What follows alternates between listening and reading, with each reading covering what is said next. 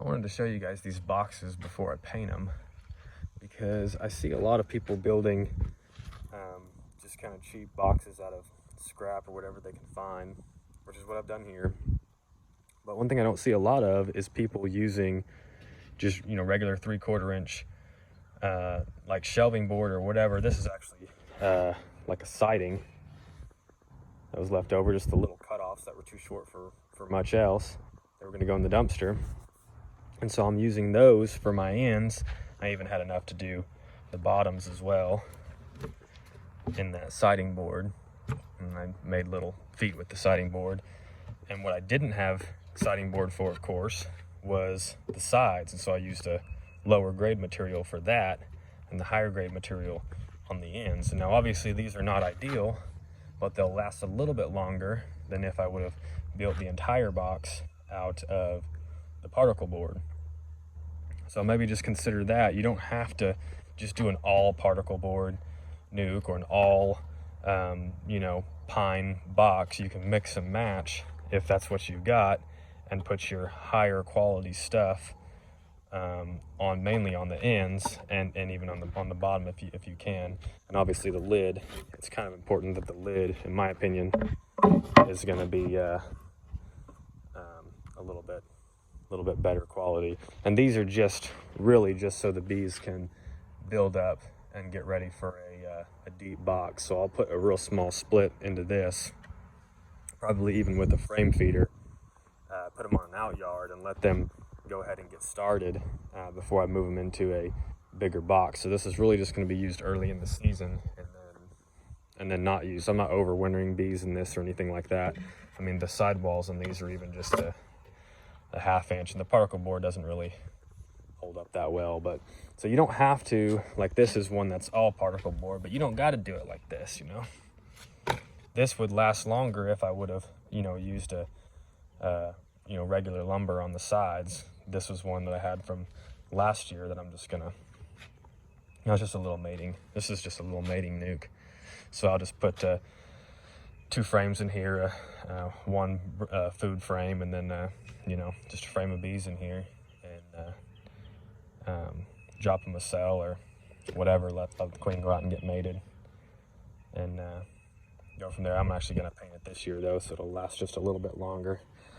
Since I'm already painting some other stuff, I'm doing, I think I built 10 of these boxes so that I can get a out yard started with 10 colonies. So I'll just set these boxes just right on the pallet, let them go ahead and expand in that, because in my area with my bees, I tend to find out that they build up faster in a smaller space than if I would have just thrown them in a full 10 frame Langstroth.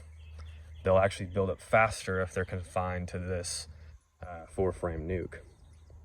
And this is a little bit of a, this is like a 4.5 frame nuke. The way I've got this set up is that it'll hold 3 frames, and then it'll still fit a feeder in there. So if I'm using over here, so if I'm using one of these, it'll still fit 3 frames plus this feeder. And this is just a Dayton. This is just a Dayton frame feeder here. But I don't like the bees getting down in there and drowned in if I can help it. So I actually just screw these pieces of wood on here. Since we're talking, this is actually a good thing to probably show you. I screw this piece of wood in here. Now this keeps the plastic from expanding out when it's fully filled, and it keeps just the bees from getting down in there and drowning, and it kind of restricts their access to just kind of one little area, because I'm generally not feeding to just, you know, plug them out or anything. And so then I just take little strips of hardware cloth here. Can I get that to where we can see down in there? Probably not. Where's the sun at? There you go. You can see how that hardware cloth goes all the way down to the bottom, and I made it wider than the actual feeder so that I can just kind of bend it into a V and shove it down in there and then staple this on. And then the bees just go down in, and if they fall in, it's usually 1-to-1. They can swim in that and then grab onto this and just climb up, and they're not getting up underneath here and getting stuck in there. So that's the way you can modify your feeder. So this will still fit 3 frames in here, so it's not quite a 5 frame nuke. It's a little bit smaller, and that's just kind of using what you got. Just wanted to show you guys that before I cover it up with paint. I'm gonna get started. Before I paint these, I did want to show you this. So when I paint these, I'm wanting to paint basically all the edges that I can, except for like the very inside of the box. Pretty much everything else gets painted. So what I've done is I've built this little stand here so that the box can slide over top of it right there like that. Now what that does is that gives me access with my sprayer to paint everywhere where I want to paint. See what I mean? Like, pretend you're the sprayer just going around here getting every little angle without having to move the box until it's completely coated, and I can move it over to where it can dry over there.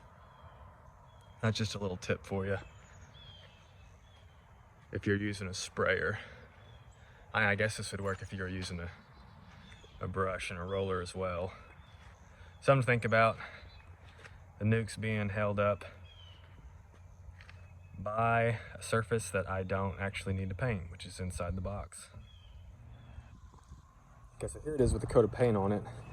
I'm trying to show you guys any little trick and tip that I can think of that maybe somebody might not have thought of yet. Hopefully it's not completely boring content, but when I pick these up to move them over to where they're gonna dry, I pick them up by these feet here on the box, because I don't really care if some of the paint, I don't know if you can tell, some of the paint gets worn away on those, because those are really just sacrificial so that my box is not sitting on the stand or on the pallet and getting water up against that surface and rotting away a little bit faster. But if you just try to pick them up by these feet, the paint's still wet, it's slippery, you might drop it. So what I do is I grab one side with a pair of channel locks like this, and then I just grab the other side with my hand just to kind of keep it level, but you're not going to drop it with these channel locks. Just a tip for moving it from your painting station, which is over there, to the drying station, which is over here. All right, so it's basically the same concept with the lids. I've got it propped up on a place that doesn't necessarily need paint, so that I can get under here and get all the spots that need paint. I can get the sides, the other sides, and of course I can get the top, just like that. And then I don't have to move it to get all the different angles.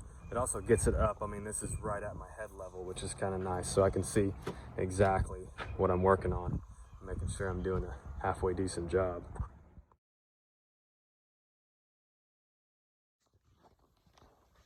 I really appreciate you taking the time to watch this video, if you made it this far. If you don't mind, leave a comment down below. And if there's any type of video you want to see me make in the future,